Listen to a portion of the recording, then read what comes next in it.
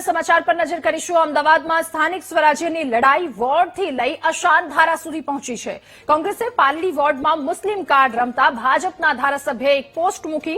પાલડીમાં કોંગ્રેસે ફહેજાબાનુ શેખને ટિકિટ આપી છે, તો એલિસ બ્રિજના એમએલએ અમિત શાહે સોશિયલ મીડિયા પર ખુલ્લી ચેતવણી આપી છે કે ઉમેદવાર મુસ્લિમ ભલે હોય પણ કાયદો તો અશાંત ધારાનો જ ચાલશે। મુસ્લિમોને કોંગ્રેસ મેસેજ આપે છે કે કોંગ્રેસ તમારી સાથે છે। પાલડીમાં ડંકાની ચોટ પર અશાંત ધારો અમલ કરાવીશું, અમિત શાહે કહ્યું। અશાંત ધારાની ઢાલ ધરી હિન્દુ મતોને અંકે કરવા ધારાસભ્યનો સંકેત છે।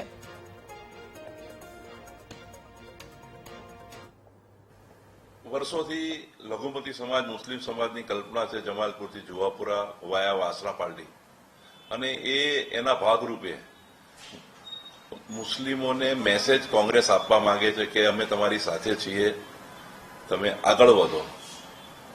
73,000 હિન્દુ વોટર્સની સામે ફક્ત 4200 કે 4500 લઘુમતી સમાજ મુસ્લિમના વોટ હોવા છતાં મુસ્લિમને સીટ આપી, તેનો અર્થ એ મુસ્લિમોને કહે છે અમે તમારી સાથે છીએ।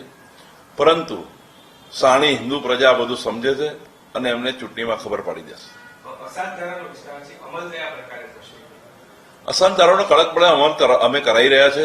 ગુજરાત સરકારમાં આદરણીય ભૂપેન્દ્રભાઈ, આદરણીય હર્ષભાઈ અમને સતત મદદ કરી રહ્યા છે, અને આપે જોયું કે ભૂતકાળમાં અનેક કિસ્સાઓમાં આ લોકોએ ક્યાં મકાનો પરત કરવા માટે કે ગેરકાયદેસર બાંધકામ તોડી નાખવા મને મદદ કરી છે।